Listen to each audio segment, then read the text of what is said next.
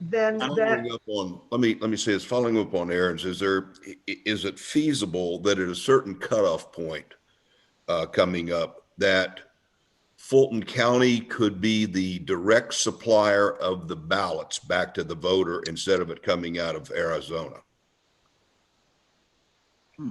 We can ask the state about that.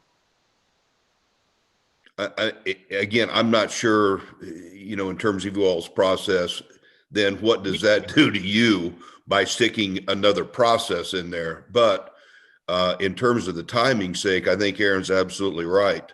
But we have impossible, folks, for that company Runbeck to process that out of Arizona, wherever they're at in Arizona, and get that back to the voter in time. And then that voter then to fill it out. And then what are we going to direct them to do? If they mail it, it'll never get by that current date of 7 p.m. on election day, unless that's extended or we're given some dispensation to that. But then you'd have to direct them all to a lockbox. Yeah. And we actually have, with our Blue Crest equipment, we have the capability to do that, to print it. Ralph, are all the ballot printers, are those all ready to go?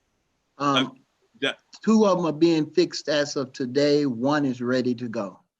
So we do have 1 up and running, but the other 2 are in the process of right now being fixed.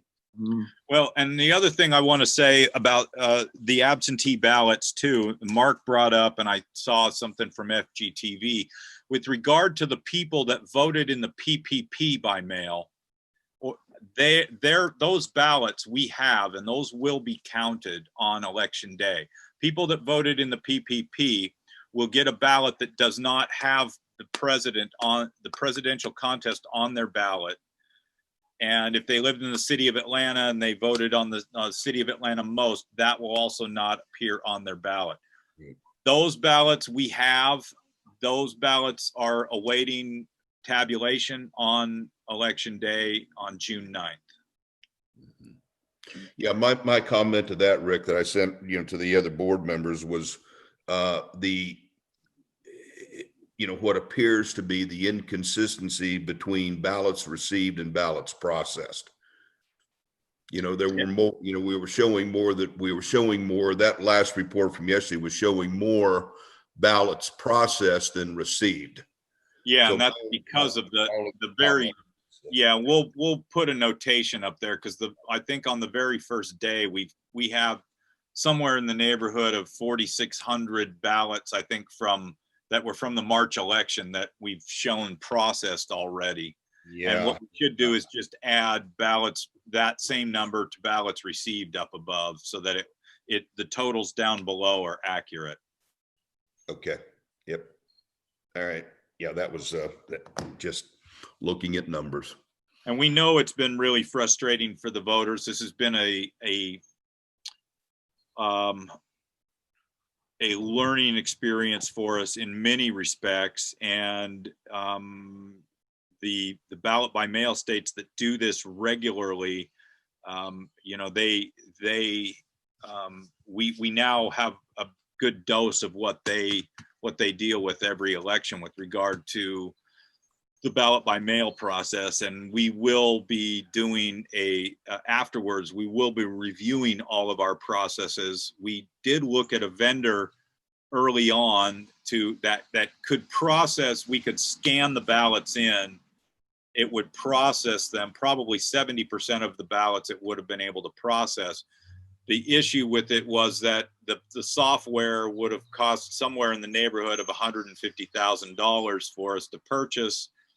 But it would have been able to, basically a bot would have processed each application. And as long as all the information was on that, and most of them are pre-printed with everything needed, it would have been able to process them very quickly. But the procurement process, even with an emergency such as this, which would have cut that procurement process time down to almost nothing by the time we would have got it implemented, would be about the time where we are now where we've processed most of the ballot by mail applications already. But I think we're definitely going to look at that to get that ahead of the presidential election, because we can also use it later for other things such as voter registration applications in the future. Well, you've got here, in the not too distant term, you've got, you're going to be looking at roughly, potentially 100,000 ballots coming. Yes. Depending on how many applications are actually in those emails, we could have, if everybody returns those, we will definitely exceed the 13.7% turnout that we had in the 2016 general primary with the ballots that are out there. We should exceed it by several percentage points. Yeah. And usually we receive around 28 to 32,000 for a presidential ballots for a presidential election. And we've already, we have somewhere in the neighborhood of 130,000 total applications already. So that's more than 4 times a presidential election for this election. Yeah. All right, Ms. Newridden, do you have any questions? And you guys may, yes, I do. Thank you, Madam Chair. You may have addressed this. I had some technical difficulties. Deputy Chief Jones, can you tell the public how they can get in touch with your office? I'm sure. They can call our office direct, especially if they have an absentee problem. They can call 44612-7060. And there is a person responsible for checking and answering that phone? Yes, it is. Thank you, Chief. Mhm. Oh, that's it for me. All right.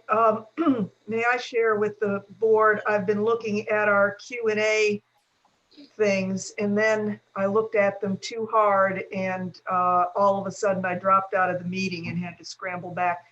I think that we're going to have to ask those persons perhaps to email me directly. But the last question, which I thought we could possibly, it was a comment.